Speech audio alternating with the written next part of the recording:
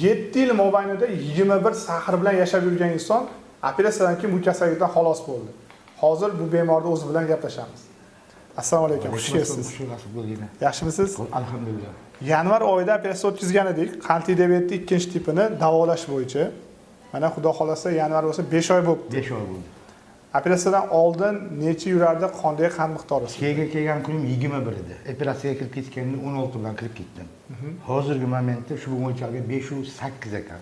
508 ga tushdi. Shu unaqa chanqosh, nimalari yo'q umuman haliga. O'zi dori ichyapsizmi sahrga? Umuman ichmay qo'ygansiz. Yo'q, hech qanday. Yo'q, unaqa nimaga chiqishlar yo'q, hojatlarga yoki chanqab qo'yish nima yo'q.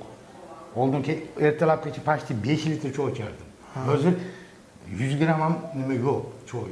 Chanqoq hissi yo'q unaqa. Yo'q. Yaxshi haligi, nima ham yo'q, sahr hisob.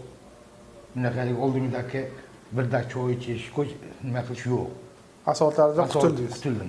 Agar yashash xohlasa qildirishsin.